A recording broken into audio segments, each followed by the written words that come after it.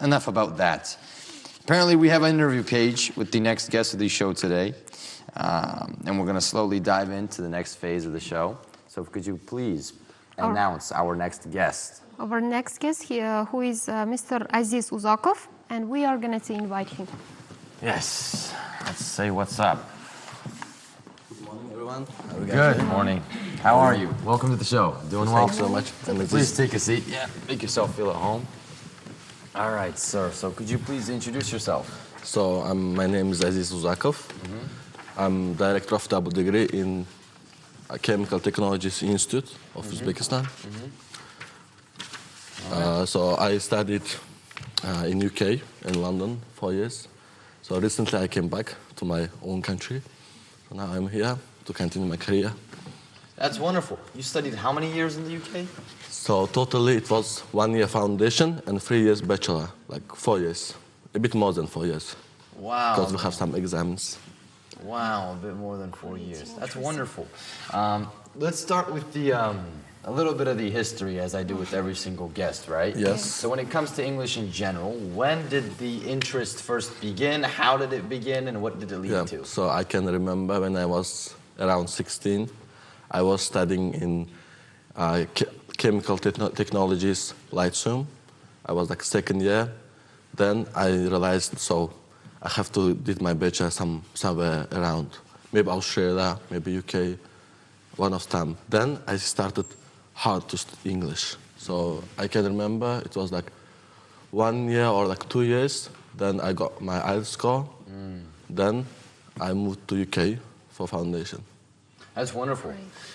In what part of the UK did you? So I was in Western London. So West London. Yeah. So have you been like?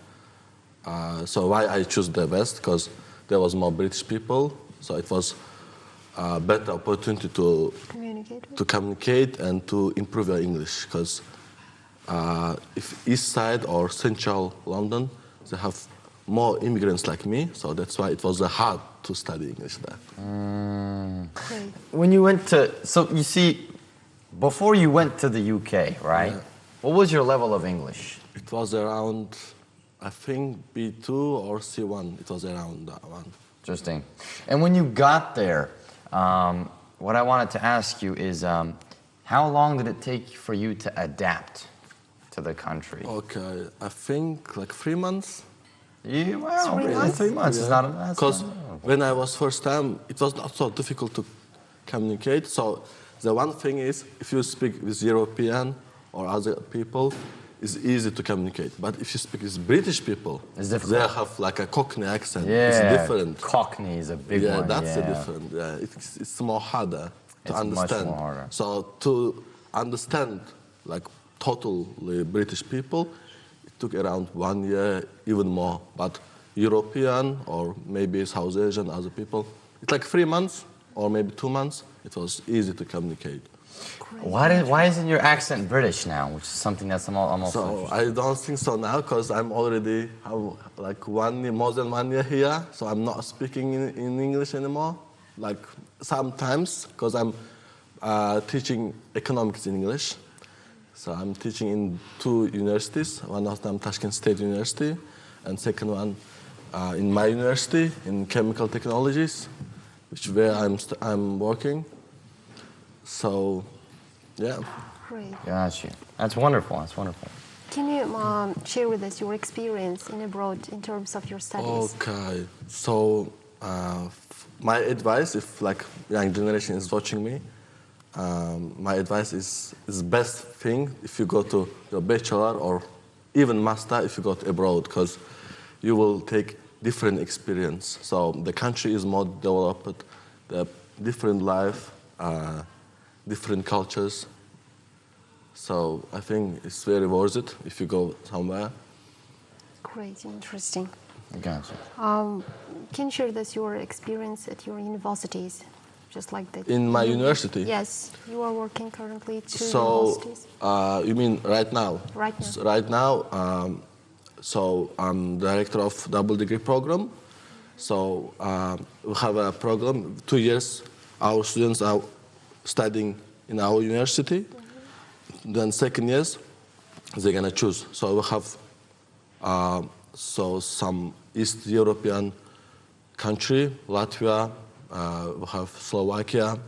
So like any students like wants to do, have a plan to study like both countries. So we are welcome to take them because we are giving 2 diploma. So one is gonna be official governmental diploma. Second one gonna be international European diploma. So and now we are making more progress. So recently, like every month, we have a guest from some Europe countries, from universities, because we wanna develop double degree.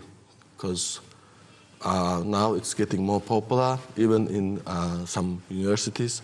They opened our branch like a Webster. Like before, there was like a 2+2. Now they have own branch here. So. Does double degree program provide your students financially as well in able to study? Like we have, because our university is chemical technologies, we have more technology and chemical as well, and we have some economics and marketing. So we have like 7, 8 faculties, so you can choose any of them. Interesting. Wow. So that's a lot about education. Now, when you were a child, when you were younger, what I mean is when you were a youngster, right? Did you ever imagine of becoming a teacher or a professor? Did it ever hit your mind, or was it a spontaneous decision? Even I can say 1 year before, I didn't know. Cause, really? Yeah, even 1 year. So, because before I was thinking about other even I have a work, I'm doing my own business as well. Yeah. So, but now we are in Uzbekistan. Now, higher education is developing very fast, and lots of things to learn. And it's very interesting. Was kind of sphere to work. Then I started to work in higher education. So, like, let's say if you work in higher education, you can be a rector, you can be, let's say, vice minister, but some people still are teaching, like a part-time. It's not like a full-time, so it's like an extra job. Yeah, like, because there's two different teachers, so seminar and lecture. So, I'm not sure in UK how it works, but in Uzbekistan, lots of people are coming from other jobs to university to teach like a part-time. Yeah, because let's say some of them are working in some Ministry of Finance or other places, and 2 times or 3 times a week they're gonna come and they're gonna teach and they're gonna share their experience. So actually it's like a great opportunity to students to understand the system, how it works. Got you. Great. Wow, it makes sense. Yes. All right. How do you stay motivated, or how do you upskill yourself with the latest trends and advancements in the field of education? Okay, so the motivation is like in higher education I can see lots of things to learn, lots of things. So if I'm, how can I say, we have facilities, kind of opportunities as well to improve yourself. So every day we have something new. We are always working with internationally, with Europe countries and other Europe, like Singapore and Korean countries. So always you are improving yourself. So that's why, like, how can I say, like, I'm getting motivated every day to work in higher education. It's wonderful. As the director of the double degree program in your institution, yeah, what do you think is going to be the most challenging thing to overcome in the next few years of its development? Okay, so most challenging thing gonna be now we have private universities. You guys know about. Yes, yes. So before to study to take in Uzbekistan, even I can say 5 years before it was hard because there was no license for private universities. There was only license for branches, like if there are something like in US or other developed country, there was a branch. Now we have own private, and we have lots of universities. And now it's going to be challenged with government universities and private. So now it's getting more challenging. Got you. So that's gonna, now let's say before we have like 500 students we can take in university, there was 5,000 people. And 90 of them, like who is the best, 10 of them are studying. Other, just, they are Wiped out. Wiped out, yeah. Now, it's hard to take 500 people in the university because of lots we have competition with private universities. So that's more challenging things like last 3-4 years. So you guys are a governmental university. So we are governmental. Governmental university, right? Yeah. Interesting. That's wonderful. Now, what do you think the number one thing that students need to focus on nowadays, and what are they focusing on instead? So, to my experience, I can say when I was in UK and other Europe countries, the students are focusing more to getting knowledge. Interesting. They're more, okay. So they're very all the knowledge-oriented. Yeah, they have to learn something new. Okay. And here I can see, because I'm teaching as well part time. They're up in the clouds. No, like they're just sitting. They're not active. So all they need is taking a diploma, nothing more. Yeah. So they're not realizing they're paying for taking knowledge. So that's the main important thing. But so we have kind of culture. They can't talk to teacher. They are shy. They're not super social. If they have some question, they are not asking from teacher. So that's, I think, they have to improve. They have to understand they are paying for knowledge. They're not paying for paper. That makes sense. Exactly. I think so, yeah. Definitely. I've also noticed this as well. They are very shy nowadays. They're so shy. It wasn't like this before, was it, in Uzbekistan? Because like the socialization of students in the classroom is kind of dead nowadays. Yes, it's getting there. I think maybe after quarantine times or after quarantine. People are less social. Everything just went down, you know? I think so, yeah. Definitely. Does double degree program provides students with some kind of cooperation or partnership with foreign companies, just like to work yes, in so the future? the main thing in our university, in our institution, after graduation, 96% they're getting employed because we are working together. Yeah, we are working with the best manufacturing companies in Uzbekistan, like Artel, like a Rosmetov. We can say all other best any kind of technology companies. We are working together, and we are giving like a candidate all the time. So you're providing employees, right? Even they are studying, like last year, they're going to be already, they have a, let's say they're coming to us, we have special section we are sending after university. So when they get a diploma, they have ready job, 96%. So in most universities, I guess, they're just giving diploma. In our, we have partnership. It's like a Uzbek Himash, we can say Agemka. It's one of the biggest companies as well. Lots of companies, like the higher, because Kim Technologies, we are working already 100 years. So it's like a long time. Wow. Yeah, it's like a very old university, old institution. So I think that's the best thing. They are providing directly to companies. Amazing. Very nice. Definitely. We are providing specialists, not just who is working. Yeah, specializing. They know everything. Have to Definitely. Make it. Great. What about internships? Yeah. So internship we have, but it's for most on the summer, 3 months. Because let's say we have two options. We have students who is studying 9 months and students who is studying 2 months. So for students who is studying 2 months, they can work full time in manufacturing. So all they need, they are taking. So I'm studying here, I'm learning technologies, and they can be employed.